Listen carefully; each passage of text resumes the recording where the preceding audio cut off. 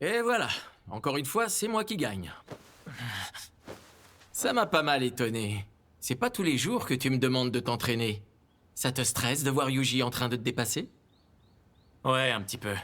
C'est pour ça que je suis prêt à tous les sacrifices. Ça te coûte tant que ça? T'aimes pas ma tête ou quoi?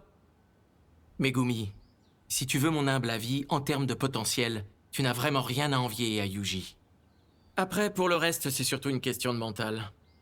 Est-ce que tu me suis? Le problème, c'est que tu sais pas te donner à fond. Hein? Vous avez qu'à dire que je me la coule douce pendant que vous y êtes. Non, c'est pas ce que je voulais dire, mais tu sais pas comment faire. Voilà un petit exemple, le match de baseball. Pourquoi t'as fait cet amorti? Ton idée était de te sacrifier, afin que Nobara puisse prendre une base. C'était un choix admirable de ta part. Mais si ça avait été moi ou Yuji, on aurait tenté le home run sans hésiter. Et je ne dis pas que ton choix était une erreur. Le baseball est un sport d'équipe. Chacun a un rôle bien précis qu'il doit remplir. À l'opposé, l'exorcisme est une discipline individuelle. Mais ça reste primordial de savoir coopérer entre nous.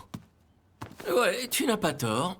Mais peu importe combien on a d'alliés, une chose ne change pas. Quoi qu'il arrive, on meurt toujours seul. Ton mode de fonctionnement consiste à sous-estimer tes capacités et celles des autres.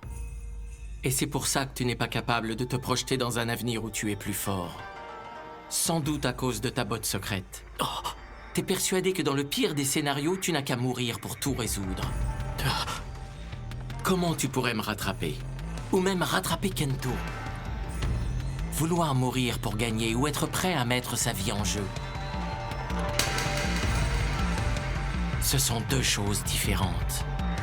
Megumi, donne ton maximum et sois plus ambitieux. Et à l'heure actuelle, je me fiche de la forme que ça prendra. Je vais balancer toute ma force concentrée d'un coup. C'est le moment ou jamais. Je vais me visualiser dans un avenir où j'ai dépassé mon potentiel maximum. Ça coûte rien d'essayer. Ça commence avec des bases solides. Puis on y ajoute un peu d'intuition et d'imagination. Avec tout ça, il suffit juste d'une étincelle pour transformer quelqu'un.